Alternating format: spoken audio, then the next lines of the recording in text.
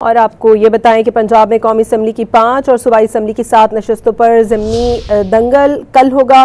Polling के दौरान security के लिए सिविल आर्म्ड फोर्सेज और फौज तैनाती की मंजूरी दे दी गई है। पोलिंग स्टेशन को सामान की तरसील का अमल भी शुरू कर दिया गया है। मजीद क्या डिटेल्स हैं हासिल करेंगे डॉन न्यूज़ के नुमाइंदे मोहम्मद तैमूर से। तैमूर, क्या अपडेट करेंगे?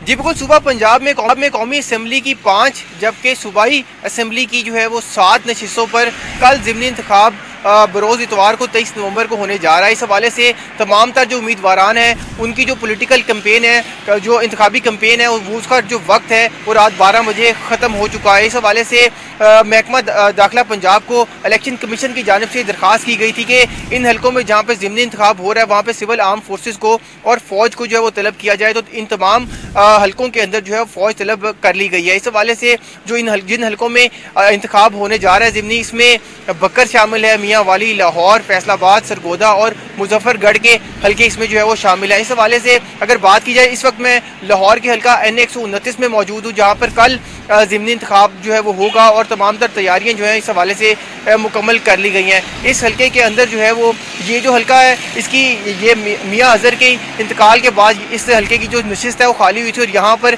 PTI के हिमायत याफ्ता चौधरी अरसलान इंतखाब लड़े हैं, जबकि मुस्लिम लीग नून से हाफिज मियाँ नुमान जो है वो इलेक्शन लड़ेंगे। इस हल्के में मजमूई तौर पर 5 लाख से ज़ायद वोटर्स की कुल तादाद है, जिसमें ख़वातीन और मर्द शामिल है। इस हल्के के अंदर जो है वो LOS इचरे का कुछ एरिया शामिल होता है। इसमें गुलशन रावी, चबुर्जी, शाम नगर और इसके अलावा जो बंद रोड है, यतीम खाना समेत इनसे जो कनेक्टेड एरियाज़ हैं वो इसके अंदर शामिल होते हैं और ये काफ़ी वसी हल्का है। कल इस हवाले से ज़िमनी इंतखाब होने जा रहा है और उसकी तमाम तर जो तैयारियाँ हैं वो मुकम्मल कर ली गई हैं।